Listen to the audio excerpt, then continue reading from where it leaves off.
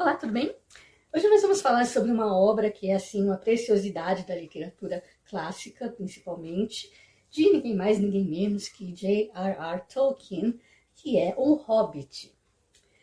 Preciso falar em primeiro lugar que O Hobbit ele pode ser encarado como uma prequela de O Senhor dos Anéis, da trilogia O Senhor dos Anéis. Só que são coisas totalmente diferentes, são obras distintas, são absolutamente conectadas. Tem personagens do Hobbit que vão aparecer, é claro, em O Senhor dos Anéis e tudo mais, mas são obras diferentes, têm tons diferentes. Tanto é que O Senhor dos Anéis não é uma continuação. O Senhor dos Anéis é outra coisa. É outra literatura, é outra pegada, é o mesmo mundo, mas tem uma pegada mais adulta e, enfim, é diferente. O Hobbit, então, foi feito pensando em ser uma coisa simples, em ser uma obra infanto-juvenil, não é? Uma historinha simples, tranquila, a verdadeira jornada do herói, né? Aquela aventura interessante e tal, para atrair as crianças, enfim, foi pensado nisso, como se fosse uma coisa muito simples, só que tomou uma proporção muito grande, e eu já vou explicar por quê. Então, vamos falar sobre a criação, assim, como é que foi, né? A criação da história do Hobbit. Vale a pena dizer que, antes mesmo do Senhor dos Anéis, antes mesmo do Hobbit, o Tolkien ele já tinha na cabeça criado todo um mundo. E foi criando aos poucos, sabe, tipo brainstorm? Que você vai colocando ideias ali no papel, que você não sabe muito bem como e quando vai usar. Enfim, ele foi colocando essas ideias. Ele criou um mundo, verdadeiramente, gente, um mundo. Muitas histórias, muitas mitologias, muitos personagens com histórias diferentes e pensando, tipo, um dia eu vou conectar tudo isso, um dia eu vou usar isso e vai ser uma coisa muito grande, muito legal. Então ele criou, já tinha o conceito mais ou menos assim da Terra-média na cabeça e como iria funcionar, criou todo um legendário, toda uma mitologia de personagens, esses personagens que tinham vida, que tinham história e tudo mais. Foi criando isso, foi escrevendo ali, foi reservando, tipo, pensando que um dia ele iria usar tudo aquilo ali. Criou uma língua própria, gente, uma língua. Sabe o que é criar uma língua, desenvolver uma linguagem que você pode usar, você pode estudar e ela funciona. O cara criou uma língua, né? Tipo isso aqui, como a gente vê aqui, as runas, né?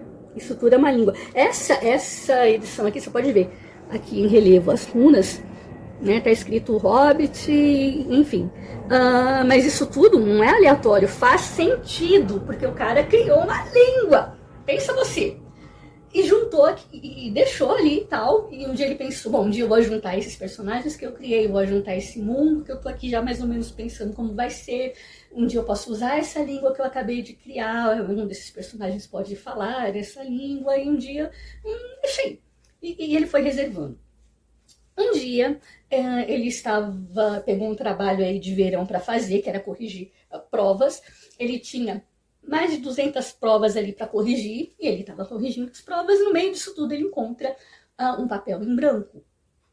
E então, aí ele pega, tava lá com a caneta na mão, do nada, peraí.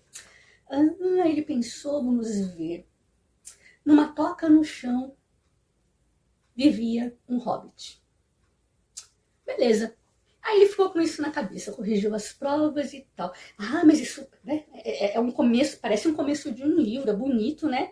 Tem aquela coisa misteriosa, aquela coisa mágica, né? Tipo, era uma vez, né? Numa toca no chão vivia um hobbit. Soa bem, é bonito, tem essa coisa mágica, mas ao mesmo tempo é misterioso, porque você fica querendo saber o que é um hobbit. E nem o Tolkien sabia. Ele simplesmente escreveu do nada essa frase ali, né? Vivia um hobbit, beleza. Agora ele precisava criar o hobbit. Ele mesmo tinha que saber o que era um hobbit. E aí ele começou a pensar, bom, o hobbit pode ser... O que é um hobbit? Ele pode ser uma criatura menor ainda que um anão, que os anãos, anãos mesmo, tá? Ele pode ser uma criatura menor que os anãos. Ele pode ter, sei lá, o pé peludo, e tal. Ele começou a pensar, né, nos hábitos dele. É uma criatura muito bonitinha, muito fofinha, limpinha, que gosta de tudo em ordem, gosta de comer e tal. E começou a criar, desenvolver ali esse mundo, ou seja, ele criou todo um povo, criou os hobbits ali, né? E aí, bom, agora eu vou falar sobre um hobbit específico. Bom, vamos dar um nome para ele, onde ele vai morar, o que vai acontecer com ele, que tipo de aventura ele vai viver. E aí o Tolkien começou a pensar, eu acho que eu já posso inserir esse personagem aí, já colocando alguns elementos já desse mundo aí que eu criei, já usar um pouquinho dessa língua aí que eu criei, alguns personagens, já que tá mais ou menos aqui na minha cabeça. Ele ainda não tinha uma visão muito clara de tudo, sabe? Mas eu já posso usar alguma coisinha aqui e ali. E ele usou, ele inseriu nesse mundo todo que ele já estava criando, que seria a Terra-média, que seria todos esses personagens e tudo mais. Ele então desenvolveu, criou a história do Hobbit. E depois, consequentemente, né, veio o Senhor dos Anéis. E aí ele começou a pensar, bom, agora eu tenho que conectar essa história do Hobbit ao Senhor dos Anéis. E tudo se encaixa perfeitamente. Perfeitamente. Ele consegue encaixar, né, uma história na outra. E já pensando, aliás, ele não teve nem tempo. O mundo dele era tão grande que ele não teve nem tempo de desenvolver tudo. Ele veio a falecer, mas foi o filho dele que depois veio a publicar, né, essas obras, esses contos, né? Lembra que eu falei? Toda a mitologia, tudo que ele criou. Então tem um livro aí, o Silmarillion, se eu não me engano, que vai contar coisas ainda antes dos acontecimentos de O Hobbit, a criação do mundo, a criação da Terra-média e de todo o legendário, todos os personagens e tudo mais. Então, para você ver, é um universo grande, enorme. E então o Tolkien, em O Senhor dos Anéis, ele vai expandir ainda mais. Tá, então nós temos o Hobbit, né? Isso tudo para dizer que ele é uma peça pequenininha, de uma forma diferente, mas, né, ele é encaixado em todo esse mundo, esse universo tão grande, tão rico, tão complexo que o Tolkien criou. Então, o Hobbit se encaixa muito bem aí. Mas pode ser lido, com certeza, separadamente do Senhor dos Anéis, pode ser lido separadamente, é uma obra completa em si mesma, assim como o Senhor dos Anéis, e é outra coisa completamente diferente.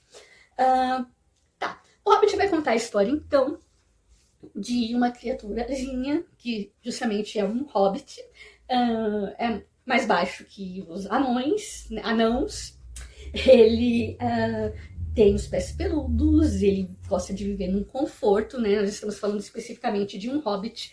Esse hobbit que vivia numa toca no chão se chama Bilbo Bolseiro. E o Bilbo, ele é tranquilão, ele gosta de viver a vida dele ali em paz, curtir a casinha linda dele, tudo em ordem, tudo limpinho, né? Ele preza pela limpeza, pela arrumação, pelo conforto. A casa dele é uma maravilha. Ele gosta de ficar em casa, curtir a casa, as coisinhas que ele tem, apreciar tudo.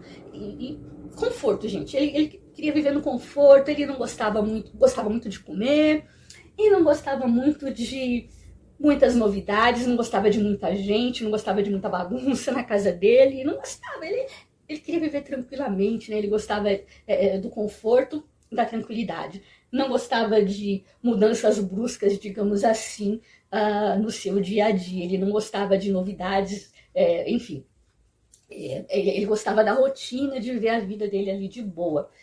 Ele era então muito tranquilo. Até que um dia chega quem? Gandalf. Esse mesmo que vai aparecer no Senhor dos Anéis. E ele meio que convoca o Bilbo para uma grande missão. E o Bilbo diz, sai fora, não quero saber disso aí não.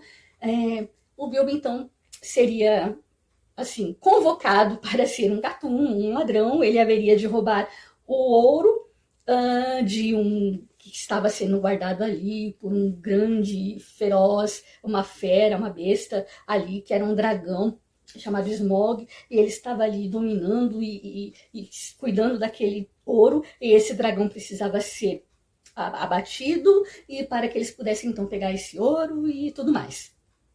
E o Bilbo falou, sai fora, não.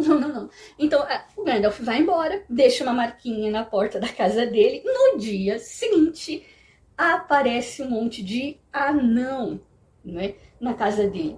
Então todos os anãos estão ali, né? Vem um, depois vem outro, eles entram na casa e comem toda a comida dele. Ele fica ali agoniado quando ele vê tanta gente na casa dele. Ele não gosta de bagunça, ele não gosta que atrapalhem o sossego dele. E muita gente andando pra lá e pra cá, mexendo nas coisinhas dele. E ele fica ali agoniado. E de repente aparece o Gandalf, rindo muito de tudo isso, né? Rindo da cara do Bilbo, achando muito interessante, muito engraçado. E diz, olha, a gente tá aqui numa reunião, a gente vai sair tal dia e tal hora. Veja, os anãos, né, ele era um hobbit, e ali só apareceu anãos na casa dele. Então ele era o único hobbit no meio daqueles anãos, que saíram então nessa caravana, uma longa jornada, só tô aqui encurtando a história, para então pegar o ouro aí desse dragão. E o Bilbo então viu que não tinha jeito, né? E foi então com eles. Mas pensando assim, primeiro, eu não gosto de aventuras, eu não gosto de nada novo, nada excêntrico, eu só quero ficar na minha. E também, eu não tenho jeito para isso, eu não sou ladrão, eu não sou gatuno. E enfim, por que logo eu, né? E ele vai se questionar por que eu fui chamado para isso. Mas enfim, ele parte aí nessa aventura e depois de muito, né, de passar por muitos perigos, por muitas coisas, ele vai ali, já que ele está nessa aventura, em muitos momentos ele vai sentir saudade de casa. A gente vai ver isso claramente, ele dizendo que ele estava com fome, que ele gostaria de estar ali tomando um cafezinho na casa dele, como sempre, no conforto do lar dele, enfim. Então, é uma história muito legal. E aí, ele vai encontrar também, no meio desse caminho, justamente, o Sméagol, e ele vai perder esse anel, e o Bilbo vai encontrar, vai pegar esse anel e ficar com ele durante, né, o caminho todo. Mal sabia ele ainda que esse anel, para o Bilbo, ele teve a impressão de que esse anel ele apenas servia para a pessoa aparecer e desaparecer. Então ele colocava, ele desaparecia.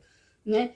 Ele tirava o anel, ele aparecia novamente. Então ele disse, esse é um anel mágico que faz a gente aparecer e desaparecer. E nós vamos ver depois, lá no Senhor do Senhor dos Anéis, que esse anel não é só isso, não é só um anel mágico para aparecer e desaparecer. Nós vamos ver que tem todo um outro contexto, tem, né, toda uma outra história por trás disso aí, desse anel. Mas ele vai ficar com esse anel no bolsinho dele a jornada toda. E tem esse personagem, o Sméagol também, que vai aparecer aí também, né, nas continuações aí no Senhor dos Anéis. Mas enfim. E ele vai chegar então até esse dragão e ele vai vencer sim, depois de muito sacrifício, mas na base da esperteza. Ele vai observar ali os pontos fracos do dragão. Olha que interessante. Apesar de ele vencer, porque ali o dragão vai propor para ele jogos de adivinha, né? E aí vai, né? Adivinhações ali, se você acertar tal enigma, enfim, eu deixo você passar e não te como, mais ou menos isso. Mas ele vai realmente vencer, ele não só vai passar, né, pelo obstáculo, ele não vai só vencer os enigmas, mas ele vai conseguir vencer o dragão na base da esperteza, do ponto fraco ali daquele dragão. Então, depois ele volta para casa, obviamente, com toda a pompa, com todo o respeito de toda a comunidade, inclusive dos anãos, já que ele era simplesmente um hobbit pequeno. E é mais ou menos isso. E ele consegue então ganhar o respeito. Ele se descobre ser uma pessoa que ele queria ficar só de boa, mas ele tinha outro talento. Ele tinha o talento de ser aventureiro, gatuno, porque não? Ele tinha outros talentos. E ele mesmo se maravilhou. Poxa, eu não sabia que eu era capaz de fazer isso, né? Ou eu não imaginei que eu tinha essa coragem. Eu nunca imaginei que eu pudesse fazer tal coisa. E por aí vai. Então, é uma história muito bonita, muito interessante, se não vou dar muito spoiler. E o que eu posso dizer a respeito dos livros do Tolkien? A começar aqui pelo Hobbit, né? Não vou me ater muito, porque eu também não sou nenhum especialista, mas o que eu posso dizer aqui, o Tolkien, ele não tem tanto... É um livro para você simplesmente apreciar uma boa história, uma boa literatura, uma história bem contada e riquíssima em todos os aspectos, é rica. Como eu falei, tem uma língua, gente, uma língua. O cara criou uma língua. E você vai encontrar também muita poesia, tem música, você sente, sabe, o ritmo. É lindo, gente, é lindo. Então tem muita poesia, tem muita música, você vai ver aqui no decorrer da obra. É uma obra riquíssima. Mas ela foi feita justamente para você simplesmente apreciar uma boa literatura, uma literatura bem escrita, não é? E bem gostosa de se ler, bem bolada, né? Uma obra bem escrita realmente com capricho, com esmero e muito bem feita. Mas que não necessariamente ela tem que ter né? Isso significa isso, né? Não foi feita, não é uma obra que foi feita para mudar o mundo, né? E não tem esse objetivo né, de passar lições, de passar conceitos bíblicos, alegorias bíblicas e, enfim, embora tenha, você percebe, mas não é assim na cara, entendeu? Não é esse o objetivo, né? Da obra, é isso que eu quero dizer. Mas você pode aprender algumas coisas, tirar algumas lições, ver alguns conceitos. Por exemplo, o fato de o Bilbo ele ser simplesmente um hobbit, ele ser menor ainda que um anão. No entanto, é o pequeno que vence o forte, na base da inteligência, na base de ver o que? Um ponto fraco do inimigo, assim como foi Davi e Golias. E ali, então, né, Davi, depois que ele mata Golias, não na força, mas na inteligência, na base do ponto fraco ali do inimigo, e pela força, logicamente, de Deus, ele vence. O pequeno vence o forte. E os pequenos são capazes de grandes proezas, de grandes coisas.